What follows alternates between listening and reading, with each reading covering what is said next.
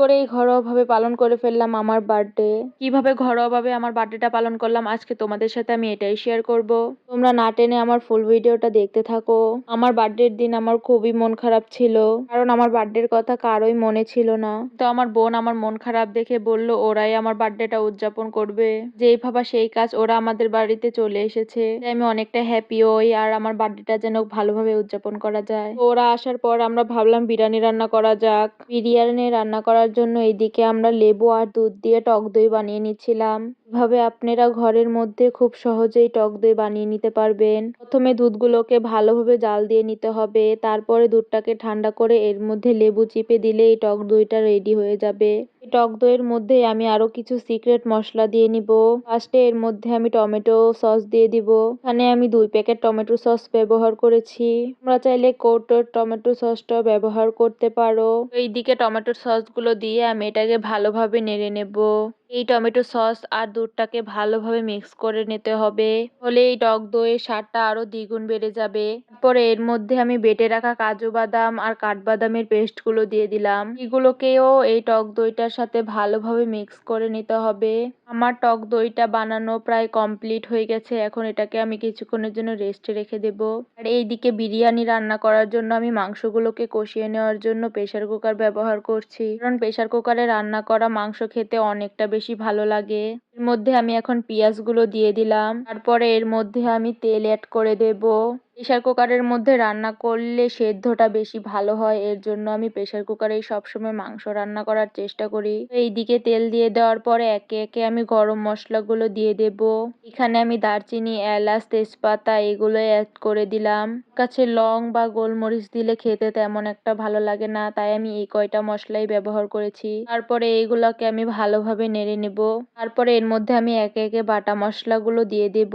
প্রথমেই আমি দিয়ে দিলাম 1 টেবিল চামচ রসুন বাটা, তারপরে দিয়ে দিলাম 1 টেবিল চামচ জিরা বাটা, এরপর এর মধ্যে আমি দিয়ে দেব 1 টেবিল চামচ আদা বাটা। সবগুলো মশলা দিয়ে দেওয়ার পর এটাকে আমি ভালোভাবে মিক্স করে নেব। এই মশলাগুলোকে আমি ভালোভাবে পেঁয়াজের সাথে মিক্স করে নেব। এইগুলো সব মিক্স করা হয়ে গেলে আমি এর মধ্যে বানিয়ে রাখা টক দইটা দিয়ে দেব।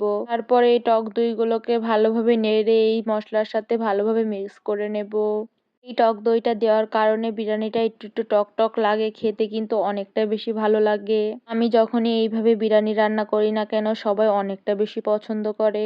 এইদিকে আমি এখন ভালোভাবে মশলাগুলো কষিয়ে নেব। যতক্ষণ পর্যন্ত এর উপর দিয়ে তেল উঠে না আসবে ততক্ষণ পর্যন্ত মশলাগুলোকে কষিয়ে নিতে হবে। এরপর একটু ঝাল হওয়ার জন্য এর মধ্যে আমি 1 টেবিল চামচ মরিচের গুঁড়া দিয়ে দেব। 2 টেবিল চামচ মরিচের গুঁড়া দিয়ে দেব, কারণ আমি ঝাল খেতে অনেকটা বেশি পছন্দ করি।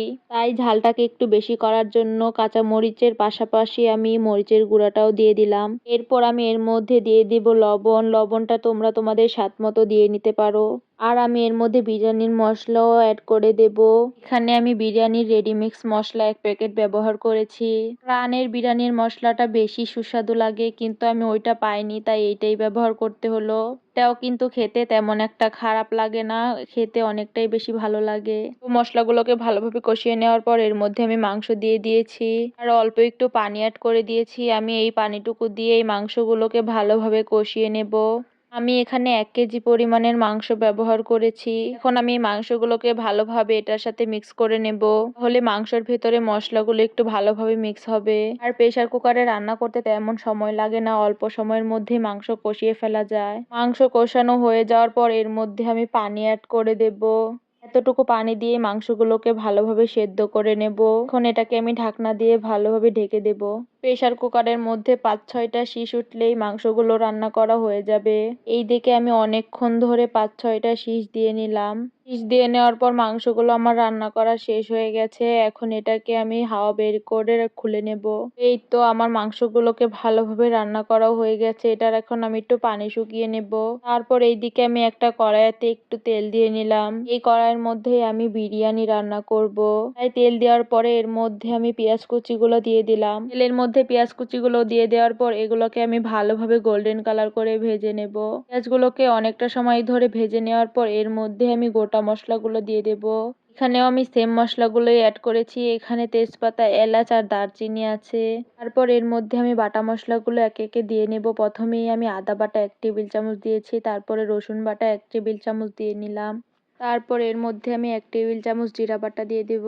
সবকিছু দিয়ে দেওয়ার পর এখানে আমি আগে থেকে ধুয়ে রাখা পোলাওয়ের চালগুলো একে একে দিয়ে দেব। এইখানে আমি 1.5 কেজির মতো পোলাওয়ের চাল নিয়েছিলাম। তো সবগুলো পোলাওয়ের চাল এর মধ্যে দিয়ে আমি এই পোলাওয়ের চালগুলোকে অনেকটা ভালোভাবে ভেজে নেব।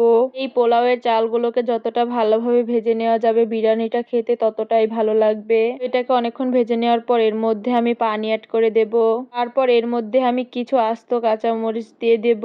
আর কাঁচামরিচ দিয়ে দেওয়ার পর এখানে আমি আগে থেকে কষিয়ে নেওয়া মাংসগুলো দিয়ে দেব, কারণ এখন না দিলে পরে নাড়াচাড়া করতে অনেকটা বেশি অসুবিধা হবে। তো ফাইনালি এটা ঢেকে দেওয়ার পর কিছুক্ষণ পরে আমার বিরিয়ানি রান্না প্রায় কমপ্লিট হয়ে গেছে। তো রান্না কমপ্লিট করার পর আমরা সবাই মিলে খাওয়া দাওয়া করে নিলাম। এখনই সে কাঙ্ক্ষিত মুহূর্ত যখন আমরা কেক কাটবো। এখন আমরা সবাই মিলে কেকটা কেটে নেব। বাবা মা থাকলে এমনই, বাবা মারা সবসময় সন্তানের শখ পূরণ করতে চায়। আর বোনরাও কোনো দিক দিয়ে কম না, আমার বোনেরাও আমাকে অনেকটা বেশি সাপোর্ট করে। তো এইদিকে আয়াত বুড়িকে আগে কেক দিইনি দেখে ও খুব রাগ করেছিল।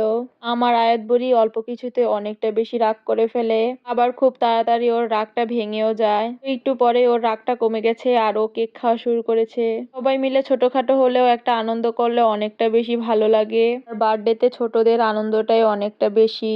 ছোটদের আনন্দ মানেই আমাদের আনন্দ। আমার বার্থডে আর আমার ভাগ্নির বার্থডে একদিন আগে পিছে, তাই ওর বার্থডে আর আমার বার্থডে একদিনে পালন করে ফেললাম। তোমাদের কাছে আমাদের বার্থডের ভিডিওটা কেমন লেগেছে অবশ্যই কমেন্ট করে জানাতে ভুলবে না কিন্তু। বার্থডে হবে আর পায়েস রান্না করবো না তা কখনো হতে পারে? সবশেষে আমরা মিষ্টি মুখ করে নিলাম পায়েস দিয়ে। আর তোমাদের কাছে যদি আমার ভিডিওটা ভালো লাগে তাহলে লাইক কমেন্ট এবং শেয়ার করে দিও। আর ইউটিউব থেকে দেখলে সাবস্ক্রাইব আর ফেসবুক থেকে দেখলে ফলো করে দিও।